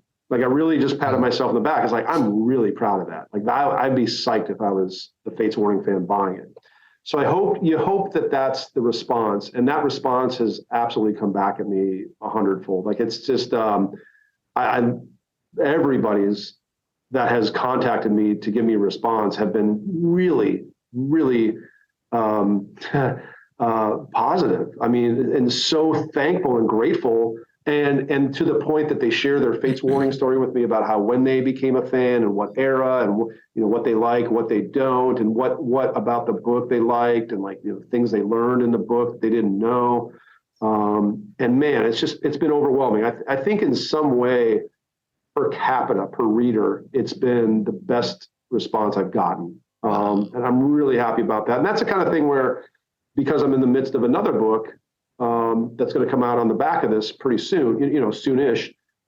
It just gives me the total confidence to go, okay, just go with your gut. You got this, because we all second guess ourselves, no matter how much we've done, I think we're all our own worst critic. There's that, imposter syndrome sets in at some point. But yeah, I'm really happy with where I'm at. I'm really happy with where the response in the Fates book and where the Voivod book is going. So that's awesome. The Destination Onward, the Fates book. I'm digging it because I'm actually getting excited about how, you have the baby band, and then you got to find a singer, and you go see this cover band, and you see fucking John Arch at some cover band, and you're like, I can just see the looks on their faces, and they're holy, and I'm living that moment because I am well aware of how good John Arch can sing. Oh yeah. So, no, and they knew he was the guy. They went right back. I think it was Victor and I can't remember the other guy, but they went back to Jim, and everybody was like, "This is the guy. We have to get this guy." Holy shit! And they got him, and 3 albums later, you got a classic like Awaken the Guardian. And I mean, Spectre Within is no slouch either. Spectre Within, I think, might be my favorite.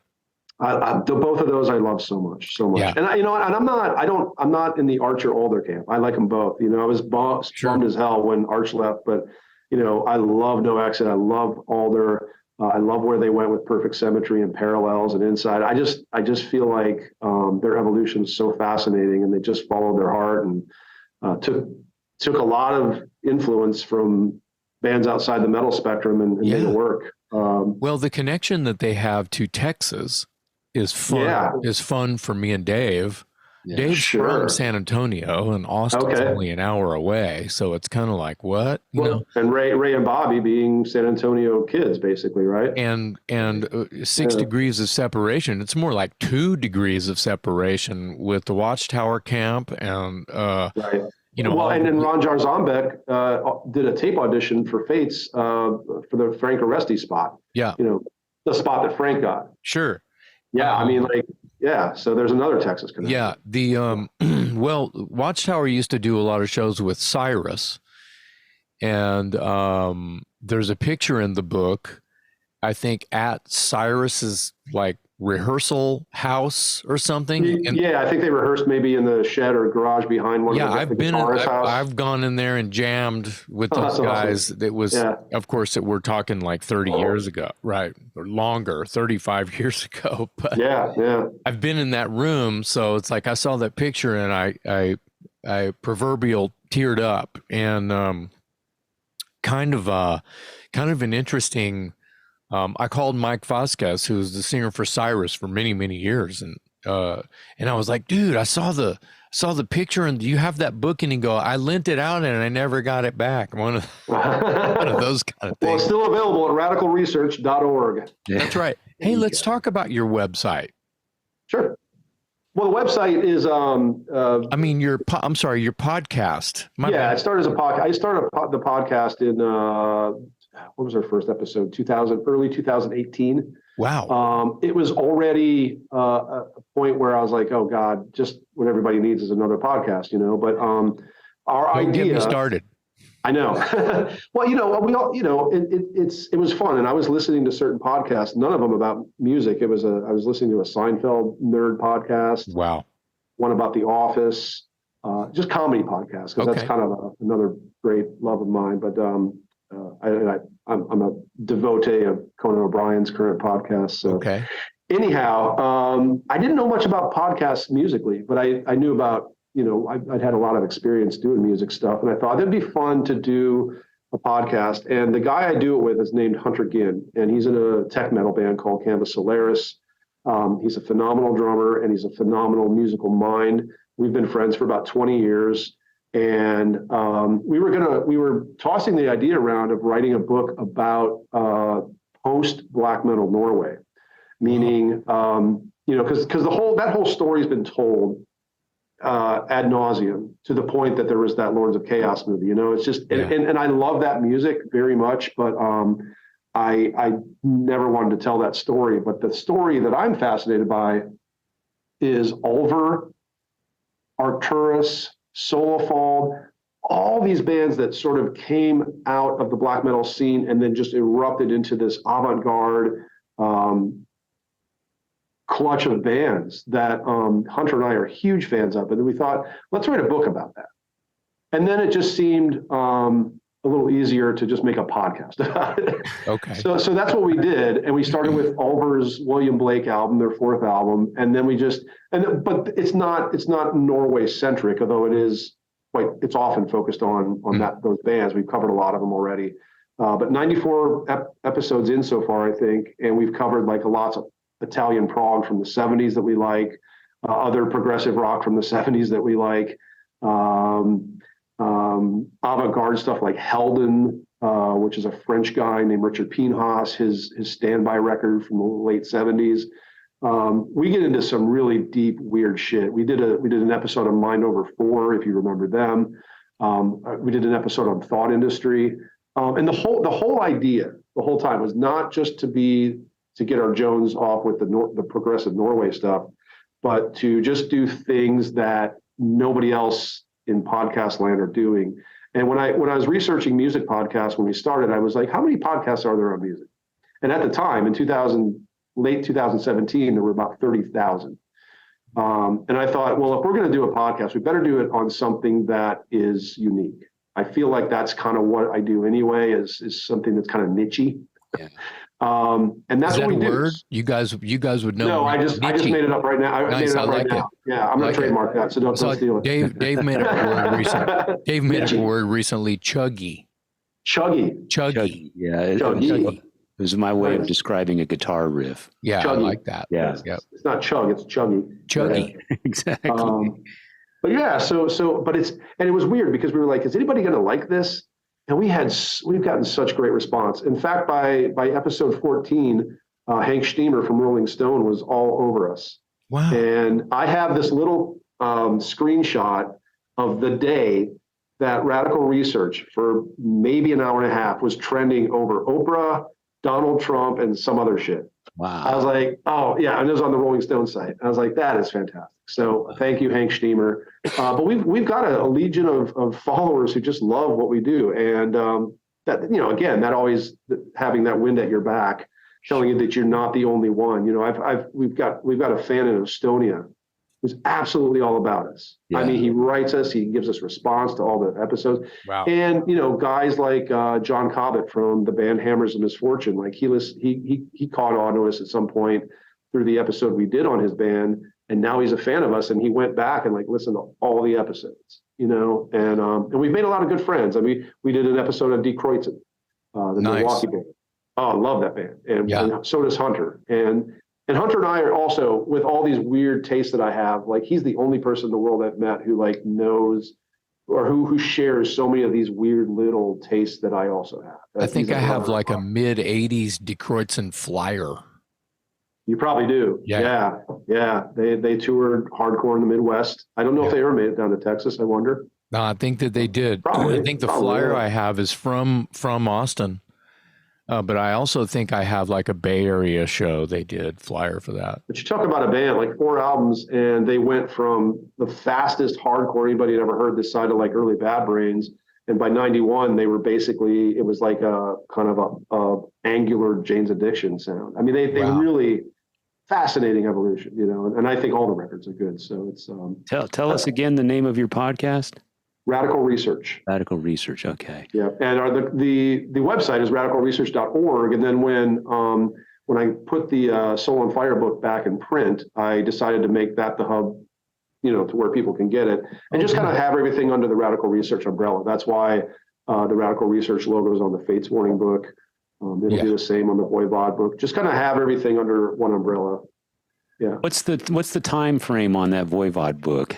Well, I really want to get it out for Christmas pre-orders because that's always a good idea. Yeah. Financially. That's your business hat showing. Sure.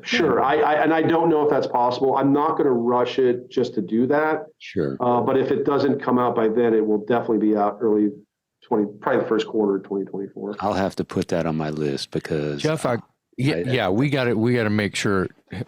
Hey, Dave, earmuffs. Hey, Jeff, whatever I can do to get one of those for Dave for Christmas. Oh yeah. Okay, cool. Yeah, I would love to get one for Dave for Christmas. Okay, Dave, you can take right the here. Dave, you can take the earmuffs off now. Just forget about it. Yeah. Yeah. Jeff, I wanted to ask you, what artist would you love to cover? Who's at the top of your bucket list as far as writing a book? It would have, ideally it's somebody that doesn't have a book yet.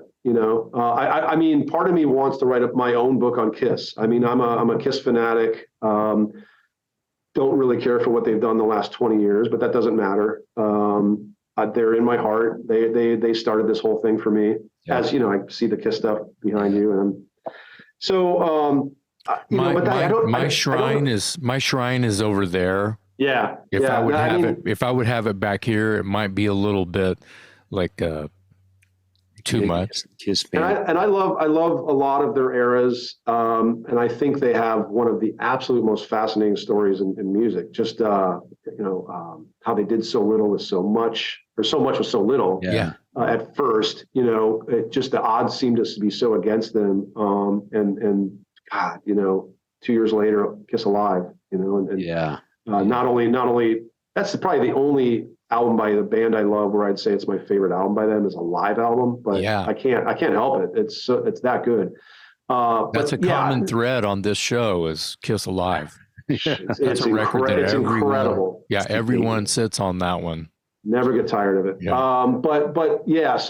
But that, I own about 30 Kiss books, right, and I know there's more out there I don't have. So what book am I going to write about Kiss? I don't know. So let's talk about artists that don't have a book. I would really like to write a book on Anathema, the English band. Started as a doom death band, came up with Paradise Lost and My Dying Bride, and kind of morphed into this, modern rock thing that more in common with like maybe Porcupine Tree and Radiohead. Yeah. I love that band. I think there's a great story there. There's at its core 2 brothers, but they have sometimes had the 3 Kavanaugh brothers in the band. Just the musical evolutions they've gone through, the incredibly heartrending subjects that they've written about. There's one song called "One Last Goodbye" that's about their mother and her passing. That usually brings me pretty damn close to tears. I mean, it really breaks me down. Wow. And then when my mother died 10 years ago, that song took on a whole new thing. So, you kind of have these bands in your life that the DNA gets in there pretty deep. And, and so I love Anathema, and they don't have a book, and I'd love to write it. Beyond that, I haven't really thought about it. So it's a good question. Yeah. Well, I'm sure you're busy, but a guy that does what you do, and like you said yourself, you've had some success with this. You've gotten some positive response. It's got to be very gratifying that the fruits of your labor are well received. When I'm sure it's a pain in the ass as you're going through the process, but like you said, when you put it on the shelf and there it is and it's done, and it gives you the confidence to continue doing this. And I would imagine after the success of the books you've already written and this Voivod thing on the horizon, the reason I asked that question is because I don't see you stopping. So I don't, but I've never thought about the next book while I'm working on the current one. I really never have. I mean, Voivod and Fates was kind of a parallel thing, but I have no idea. But it'll come to me, and I'll get right to it.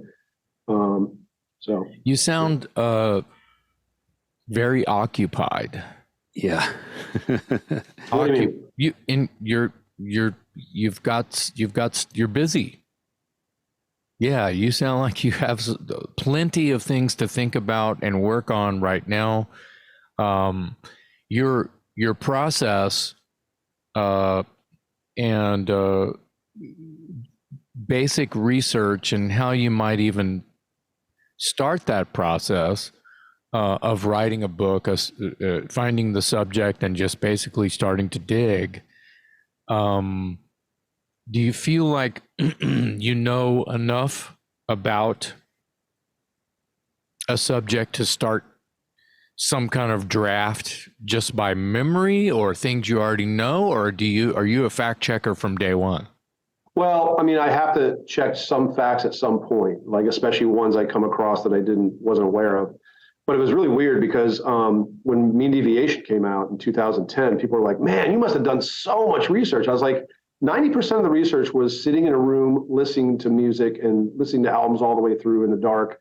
Like I'm one of those, I'm a hi-fi guy. Like as much as I do with writing and gardening and spending time with my wife and my animals, I can never get enough time in the music room.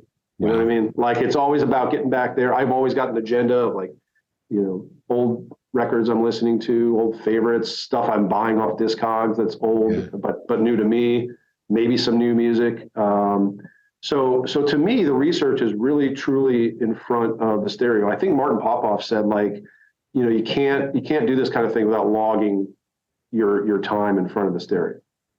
That's the research. So honestly, Mean Deviation I got some weird responses when people would say, how'd you research all that? And I was like, well, a lot of it was already up here. I mean, it really was. Okay, so but I've been lucky enough to live a life where like I can keep that stuff up here and pay my rent by doing it somehow. Right. Whether it was working for Century Media Records or whether it was working for Metal Maniacs magazine, like somehow I did it. I don't know how I did it, but I did.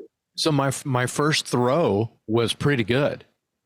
That everything is right here because of, as you put it, which I like, time logged in front of the stereo. Yeah, I could like I didn't do it this way, but like with the Fates book and the Voivod book and the Peter Steele book, I could have sat down and written the basic bio and then filled all that in with the quotes and the extra things I learned and whatever the people involved, because I got to lean on people to help you put that story together. But I have with all those books, I have done an outline. I'm like, bam, bam, bam, bam, bam. I don't really need to look up stuff. Like I know album years. I wouldn't say I'm a savant with that stuff, but I've been accused of knowing way too much. I have a friend. You're one of us, man. We all have. Yeah. My buddy. I'm good friends with a guy named S. Craig Zoller. He's turned into being a movie maker, and an author. But I met him when I was in New York, and I brought him onto Metal Maniacs staff as a writer because his writing was phenomenal back then. But we were there used to be that Metal Meltdown trivia game. Have you ever seen that? Yeah, Do you remember that? yeah, When that came out? It was like a Trivial Pursuit style metal game. And we were playing it once, and I got a question on Grim Reaper, which is not a band. He knows I'm not a fan. I don't dislike him. I've just never been a fan. He's a huge fan. He loves his Grim Reaper. Okay. So I get this thing right. He didn't know it. And he's like, God, you even know stuff about bands you don't like that I like. Like, he gets so pissed off. And that's been an accusation I've had other friends tell me. It's like, you know more about bands that you don't even like than I do, and I like these bands. Like, like, it's one of my talents is to absorb this shit like a sponge, Well, I think that makes sense, because, if you can be a very disciplined and very skilled writer, but if you don't have a certain innate passion for your subject, you're not going to be as good as the guy who has that passion and is equally as skilled as a writer, right? So, I mean, you take a very talented writer and ask them to write about Fate's Warning. Structurally and grammatically and all that stuff, they can put the facts together and timeline a story. But a guy like you who goes into it with all this a lifetime of knowledge in your head and this fandom that, that colors the writing, it's going to be a better book. It makes perfect sense. Maybe that's why, one of the things that I like in terms of response, and this goes back to like when I was doing my own fanzine and writing for Metal Maniacs, is I seem to be able to get people to buy records. Like they'll say, after reading Mean Deviation, here's a list of like 26 records that I bought, and I love that. I mean, that's better than anything. That's the best reward. Fans love that. Yeah. So if I can excite people, to investigate things or to rethink some things. I was talking to Doug Keyser the other day about another reissue of Energetic Disassembly. Yeah. That's exactly needs to happen again. That's exactly why I got into writing. And you said this at the very top of the conversation. I always found myself being so excited about the things that made me excited that I just had to tell the world. And the way to do that was by writing about it. So that's what got me into this, into the writing game. It's like, I want to review records. The greatest compliment I can get is if I go and I review a concert, somebody goes, "Oh my God, man, I felt like I was there. I felt like I was standing right next to you." And that's similar to what you're saying. If you can be that convincing with the written word, that means your passion came through. And it glommed on to the person that's reading your piece, and they're like, "Wow, I was either there and I enjoyed it with you, or now I'm a fan and I'm going to go buy the records." But in a way, you're kind of a salesman for that, even though salesman has this sleazy connotation.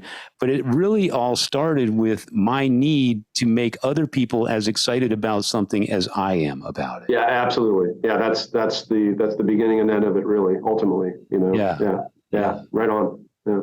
It's an excellent contribution, and I'm really enjoying your books. Like I said, if Mean Deviation, which is where we started this with, and where you started, that it being your first book, I'm still blown away. Recently we had Billy White, original guitar player for Watchtower, on this show, and he's kind of been sort of to the metal people that watch our show or listen to Talk Louder podcast. They don't know what to think or say when Billy White comes up in conversation, and it was kind of like this interesting idea to like, well, let's get him on the show. I still talk to him sometimes. So, I mean, that guy, I thought he disappeared, so. Well, I mean, Watchtower had such an influence in the mid '80s. They remind me a little bit of Psychotic Waltz, where they were two bands that didn't get the recognition that they probably should have. They were innovative, really smart, really on the cutting edge of what they were doing with the metal art. and they were on the lips of everybody in the underground. Watchtower was, and I feel like people need to know more about Billy White. So the more you can, he had more influence on metal in general than I think people realize, because the metal bands that were bigger back in 85, 86 were listening to Billy White's stuff. Right. Yeah. They just were. I mean, so, I remember Watchtower from back then. I was trying to put myself aside as much as possible, even though I am a ham with a microphone. I try to put myself, disconnect a little bit, and I referenced you. I think I told you in an email. I referenced things from Mean Deviation, and became emotional while I'm quoting my quotes or reading things that other people had said and mentions and things like that. And where I was going with it with Billy was, how does that make you feel that when you were, 17 writing this shit, that it was like no other anything out there in the universally, pretty much. Right. How does that make you feel right now? The artwork on the cover, that's Billy White's brain. That's his intellectual property. And I didn't know that. And then to walk away from that, where are you now? And looking back at that old sort of skeleton you left, exoskeleton that you shed your skin, and you became, because you grow, he grew into something else. He's a practicing Buddhist, and he's basically a priest now. So he went from a million notes being played in right like this to one note for a really long time, right? Right. Interesting. And that's okay. Yeah. It's great. Sure. It's all that journey and what you're getting and what you're giving. Yep. So in using Mean Deviation to just kind of like bring him back in and make him sort of force him to think about it for just a second, to sort of look in that mirror or that prism of crazy, it was smiling. Dave is my witness, smiling and just like, oh my God, I haven't even thought about that. And so, it's just really an amazing thing. But it's your collection of things that are in the book, because I'm not just, I'm sure I'm referencing things that relate to Billy, but there's more to it than that. Anyway, I love Mean Deviation. I'm super proud. I show that to, friends, family, moms and dads, and I'm so proud to have been a part of your brain. Well, you are, and my listening, I've been listening to you since Energetic came out. Yeah. But also, I'm really happy, and this is no joke, not just because I'm on this podcast with you, but that was one of the parts of Mean Deviation that people would really bring up a lot, was the Watchtower thing. Because I think because it was kind of like a mini book on Watchtower. That's probably the most that had been written about them up to that point. Oh, there's no doubt. And people really appreciated it, because I think it really put them in their rightful place. So when people would respond and review the book, that was one of the parts that would really constantly come up, was appreciation for that part, that band. So I'm really happy about that. Well, throughout the book, if you look in the back, the glossary or whatever, to look at all the pages where Watchtower is mentioned, there's a ton. Right. Yeah, that's why I did the index. I wish I could have done indexes on the next two books, but that, you talk about a pain in the ass. Oh man. My God! I love ordering things. Like, I'm a little bit OCD. Like, I like to alphabetize everything. I like to alphabetize my spice rack. You know what I mean? But I'm one of those freaks.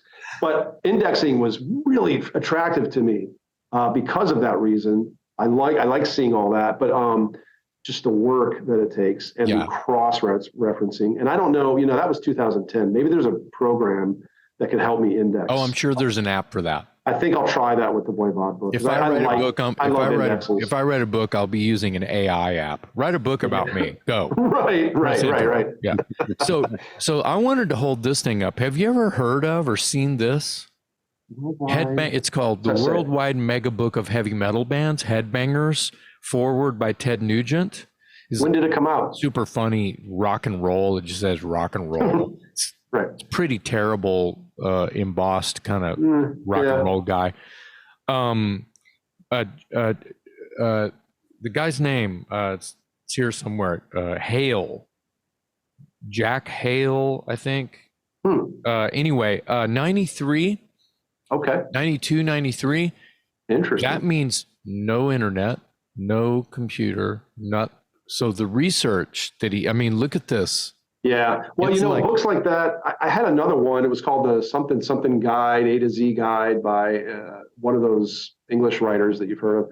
But there were a couple hardcover books that came out around that time, early to mid 90s, that served as reference books. Again, because there was no internet, right? Right. We needed that. It was like pre-Metal Archives. That's what that is. This is from a library. Yeah, that's exactly. That's great. And these go for about $50 or $60 now. Oh, I'll bet. And I don't. Yeah. And I. What's the inside look like? Can we take a look? It's done really well. Mark Hale, Lee County Library System is where this particular item is from. It looks great. It looks like a reference book. All the bands are alphabetized, and it lists all the band members, their recorded output, a little bio. Dave has one too. Can you band. Yeah. It is a reference book. I think it even says the guy that gave those books to me and Jason is named Sean Weingartner. He's a friend of ours and a complete metal nerd. I've heard it. Does he write for Decibel magazine? He's not a writer that I'm aware of. Somehow I know that name. Sean Weingartner. Yeah, he's a Fates Warning fan. He's a Warlord fan. He's one of those guys. He's one of our friends then. Okay. Yes, I'm sure, gotcha. I'm sure you may have met him. But anyway, this is hard to stump. But the most impressive thing is, his process was phone calls and letters. Right. That's I remember. Yeah. Licking stamps and phone calls and God, and in the early 90s, pre-cell phone. Oh my God, the phone bill. Dude, I remember phone bills. Yeah. I do. We did an episode on Radical Research about the Florida band Atheist about just a few episodes ago. So it was a couple months ago. And I told a story on that episode about how I was starting my fanzine symposium in 1992. I had written for some fanzines and I thought, I want to do that. I want to self-publish, I finally got around to that. And the way I got a hold of Atheist was not through a record company connection, because I had a few of those at the time. But I called up I think it was Sarasota or Tampa or wherever those guys are from. And I just called, 411 or whatever the information line was. And I asked for Rand Berkey and Kelly Schaefer. And they would hook me up. They gave me the number. And I called those guys, cold call some afternoon, woke them up from a nap or some shit. And that's how I got a hold of them. That's how I did my interview. Those were and that's what, I'm not the only person I'm sure that did that, but that's what we had to do back then. Right. To get a hold of people. It wasn't as easy as it is today. Well, people have to understand. The beautiful thing. So the guy that did that book. Yeah. I'm sure. What did he go through to get all that information? That's crazy. The thing is this is really hard to stump. I always say, awesome. Wow. I always say, Phil Campbell from Motorhead, what band was he in with Mark Deverell from Tigers of Pantang? Right. Persian Risk. Yeah. Yeah. See, nerds like you know that, but stuff like that is in here. That's great. Yeah. It makes it amazing.